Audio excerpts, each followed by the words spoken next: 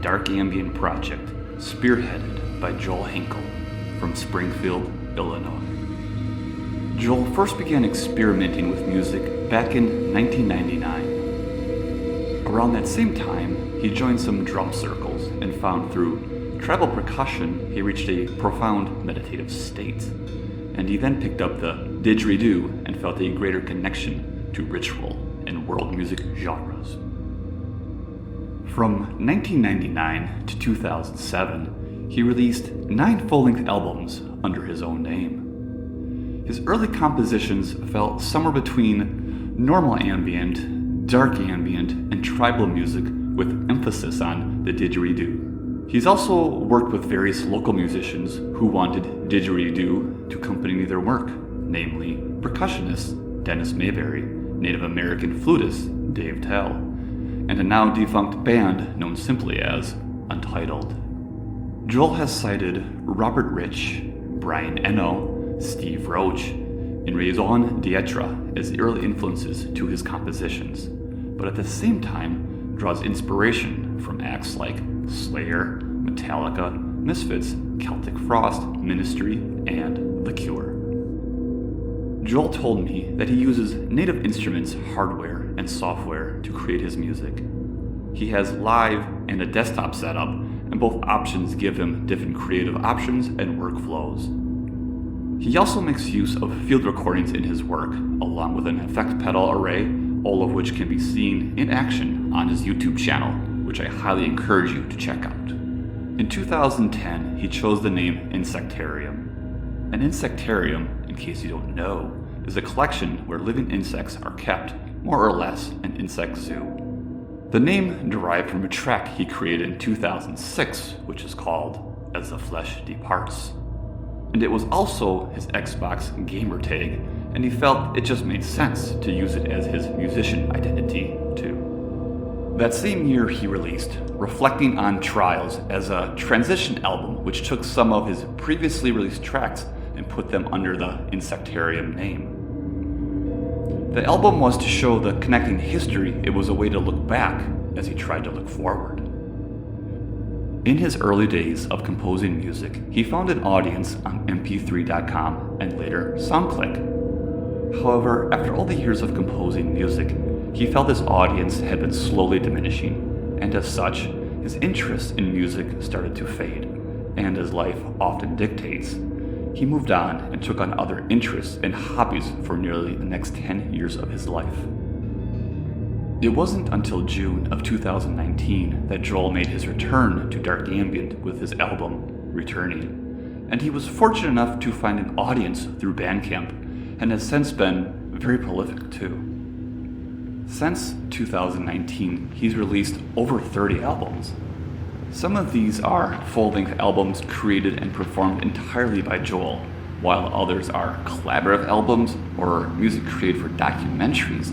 Some are live in the studio improvisations, and Joel has also been known to contribute music to podcasts.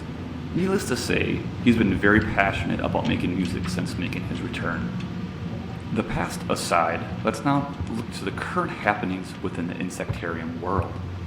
In June of 2023, Insectarium paired up with Slithering Black Records from Rhode Island to release his new album titled Refugee. Joel told me that thematically his music has centered around environments in ruin, world destruction, aliens, artificial intelligence, murder, suicide, ghosts, spirits, tarot, and Sumerian and biblical myths and texts. In the case of Refugee, we're talking about an album that centers around Lucifer's descent and fall from heaven. Lucifer did not want to be in an angelic herd. An eternity of worshiping God was a form of slavery. It was a dictatorship, and Lucifer craved independence. In most societies, especially in the USA, Lucifer and Satan are seen as a personification of evil.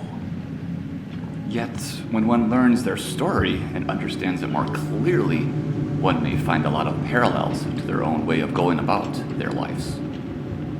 Personally, I identify with Lucifer a lot, and and even had a period during my life where I loosely considered myself a Luciferian, although I don't think I actually told a single person about it. The fact, though, is that Lucifer told God he didn't wish to serve him and be his slave, and for that he was punished, which is largely what society does to a lot of us if we choose to not follow the blind masses and worship their so-called God. If you're like me and you had Christianity forced upon you as a child and throughout your teenage years, you too might find a lot of value in looking up to Lucifer. Needless to say, albums like this appeal to me. Refugee is pure cinematic dark ambient music, a mostly wordless journey telling Lucifer's tale. The album opens with breaking the bonds of God's glory, and it gives off this immense feeling of power and overwhelming darkness as the listener is slowly plunged into this narrative. Ostracized has this energy that feels like it's pushing someone out and away, and you can feel Lucifer's resentment growing. Pushed off the cliff is Joel's small nod to Cliff Burton of Metallica, who influenced his bass playing, and here the ominous drones are intermingled with some heavy bass riffage. The title track, Refugee, however, has a much calmer feel to it, drony, but also dark and contemplative. Out from the Fire, Back into the Fire has a much more menacing and haunting characteristic to it, sudden explosions and a great depth of anger to it. The Lightbringer has something of a luminescent quality to it, but it's a luminosity that's just barely penetrating to the depths of hell. There's also an unusual spoken part, which I wager is meant to represent Lucifer's rejection and growing anger. A third of the angels leave heaven starts out fairly calm, but slowly gains in its momentum as the droning ambience gains intensity.